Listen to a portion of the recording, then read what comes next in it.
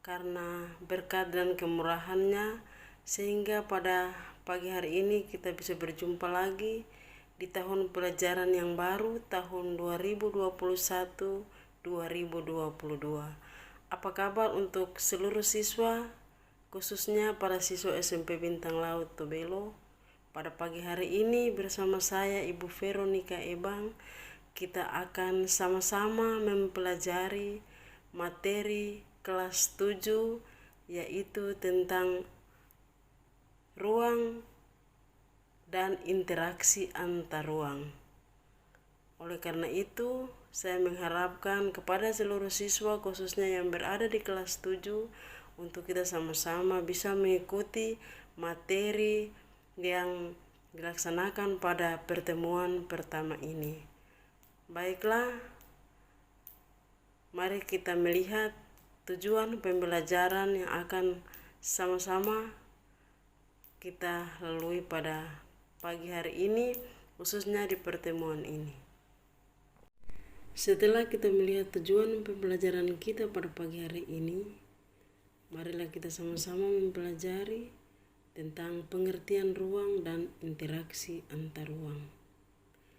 Setiap makhluk hidup yang ada di bumi ini memerlukan ruang untuk melangsungkan kehidupannya. Tanpa adanya ruang, maka manusia dan semua makhluk hidup lainnya tidak memiliki tempat untuk hidup.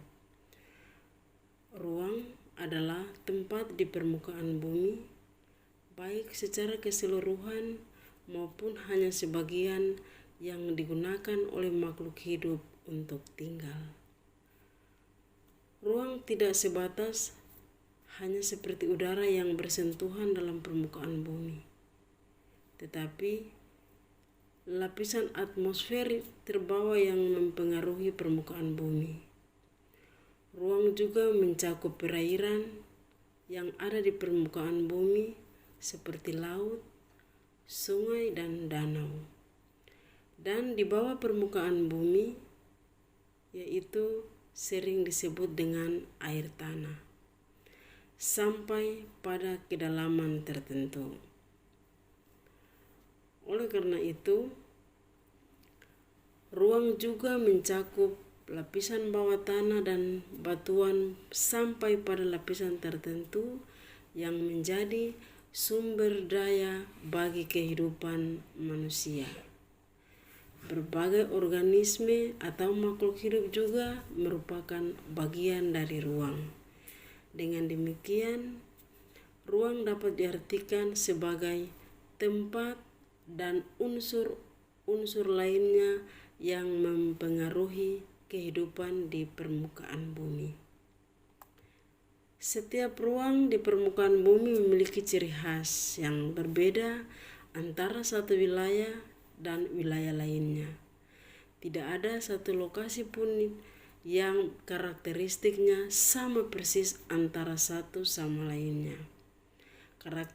Karakteristik inilah yang kemudian menciptakan keterkaitan antar ruang di permukaan bumi.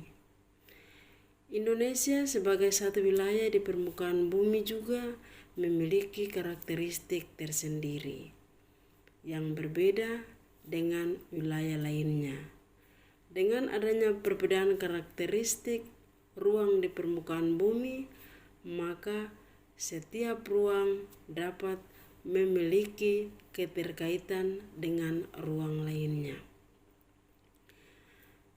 Pernahkah kalian pergi ke pasar atau toko swalayan? Apakah semua barang yang dijual berasal dari daerah kalian? Barang-barang apa saja yang dihasilkan dari daerah kalian dan barang-barang apa saja yang dihasilkan dari daerah lain? Untuk menemukan jawaban tersebut, mari kita menyimak kedua gambar yang akan ditampilkan berikut ini.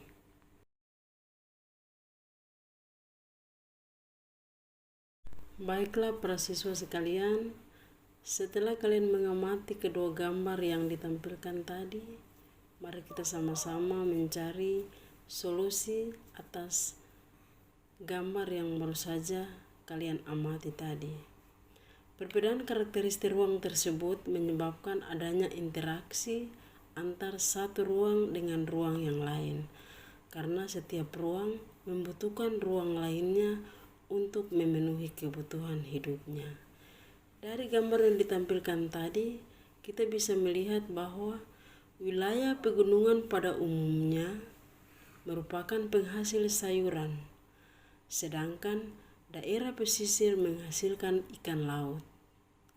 Penduduk daerah pantai membutuhkan sayuran dari daerah pegunungan, dan sebaliknya, penduduk dari daerah pegunungan membutuhkan ikan dari penduduk daerah pantai.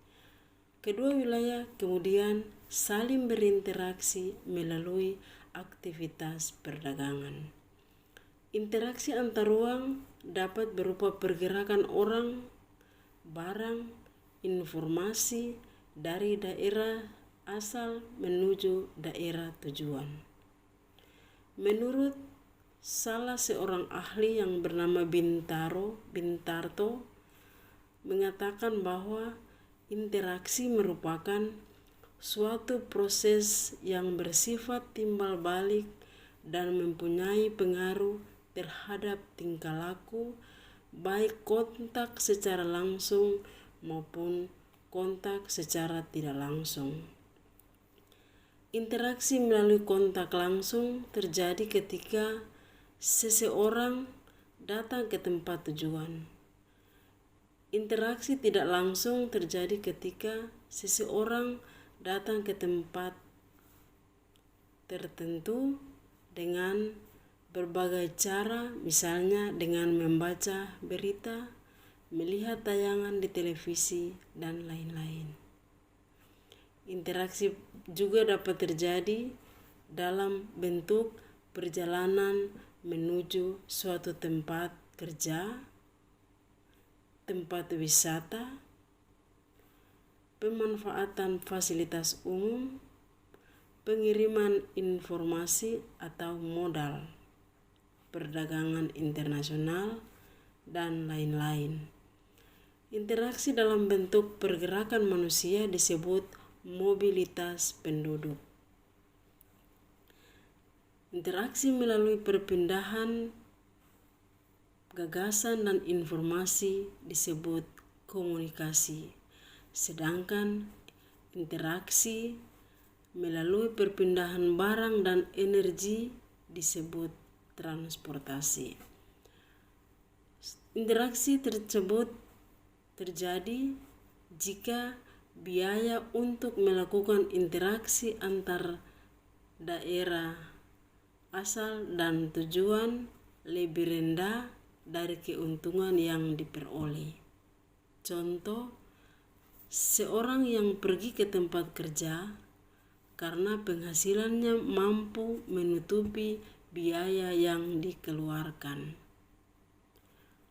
Ada beberapa kondisi saling tergantung yang diperlukan untuk terjadinya interaksi keruangan, yaitu saling melengkapi, kesempatan antara, dan keadaan dapat diserahkan atau dipindahkan.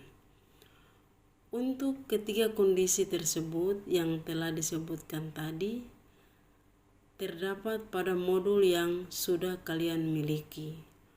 Oleh karena itu, dari penjelasan pada bagian akhir tadi,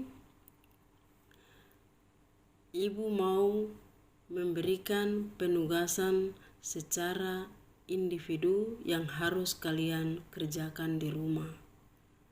Nah, dari ketiga kondisi yang saling bergantungan tadi yang telah Ibu sebutkan, tolong dikerjakan apa menurut kalian, apa yang dimaksud dengan saling melengkapi antar satu ruang dengan ruang yang lain atau satu wilayah dengan wilayah yang lain. dan seterusnya hingga pada bagian yang ketiga, yaitu keadaan dapat diserahkan atau dipindahkan dari wilayah yang satu ke wilayah yang lain. Baiklah para siswa sekalian, demikianlah materi yang bisa Ibu sampaikan pada pertemuan pertama ini, dengan harapan bahwa kalian dapat mengikuti dengan baik dan bisa mengerjakan tugas-tugas yang telah diberikan. Apabila ada yang kurang dipahami dan dimengerti, kita akan jumpa pada pertemuan yang berikut dengan materi yang lain yang masih berkaitan dengan materi yang kita pelajari pada pagi hari ini, yaitu tentang ruang dan interaksi antar ruang.